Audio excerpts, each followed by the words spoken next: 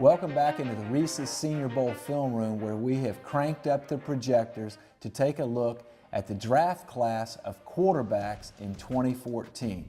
Now, there's been much debate about this particular group of players, and today we're going to go behind the scenes and take a hard, close look at Johnny Manziel from Texas A&M. And we're going to begin with the negatives on Manziel and then shift to the positives as we develop this feature. But first of all, with Johnny football out of A&M, here they are in their version of the spread system. And one thing that scouts basically have eliminated from their thinking is the idea of the quarterback designed run. Now, this is the first snap against Alabama in early September, and this is a design play for Johnny Manziel. It's a counter play with the quarterback designed to carry the football. He picks up 11 yards, but those are 11 yards that by design an NFL offense will not be able to take advantage of, because they're not going to be able to risk him running the football as a traditional ball carrier. I do believe that there will be a team that will want to shape an offense around him, but I don't think that this will be a big part of the package unless it's down in the red zone or in some sort of short yardage situation.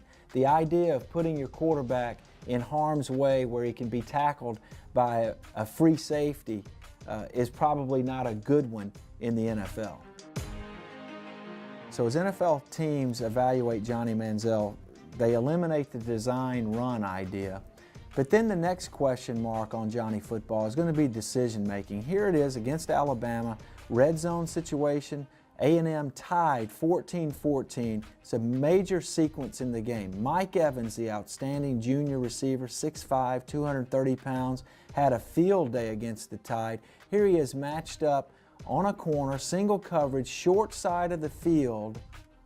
And where does Johnny Manziel go with the ball? He throws it to the far side, basically just floats a lollipop into the end zone, and the Alabama defensive back, Cyrus Jones, is able to make the interception, which proved to be a critical play in this game. So again, the choice Manziel makes here, not a wise one. Mike Evans on this side, younger receiver on this side, floats the ball to the corner, intercepted. From his perspective, when you've made as many plays as he has during his career, sometimes a player thinks that he can make every play. And this is a perfect example where A&M has basically an empty formation here. They trail Alabama 28-14. He's going to try to fit this ball up the seam and really forces it between three Alabama defenders. Ultimately, the football is intercepted by Vinny Sunseri, who runs it back the other way and gives Alabama a 21-point lead in the early stages of the third quarter. Now, some scouts can point to this play and say, hey, this is where he does show enough arm strength in terms of pushing the ball up the field. But again, the focus here is on the decision making and the choice that Johnny Manziel makes at this juncture of the game. Clean pocket, and again, really throws it into harm's way, into the awaiting arms of Vinny Sunseri. So the real concerns about Johnny Manziel translating this style of offense to the NFL, the elimination of the design runs, some of his decision making in terms of choices he made on the field. Now let's flip it around and talk about the positives. And one of the real positives about Johnny Manziel is the fact that he does throw an accurate ball on the outside. And here's the matchup of Mike Evans against the Alabama corner.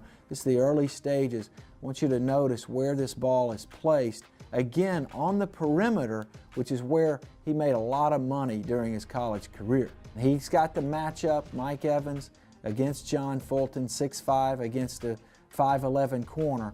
But again, the touch, the accuracy, drops it in the bucket. Now let's take a look at his accuracy on the inside, because I think he's been criticized quite roundly about his lack of throws down the middle portion of the field. He did not have that problem against Alabama on this day. Now, he gets a matchup here, four wide receiver set, one back in the backfield, but he sees the situation where he's got a slotted receiver with split safeties, and he throws a strike down the middle of the Alabama defense for a touchdown that draws the Aggies within striking distance of the Crimson Tide. Alabama using a four-man rush, classic rush, clean pocket, and he's able to throw the ball down the middle of the field for a touchdown.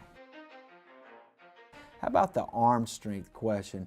Now here's a situation where Mike Evans, his outstanding receiver, is going to release to the outside, and this is what they call the hole throw, around 20-25 yards downfield, and Manziel's able to make this connection with no problem.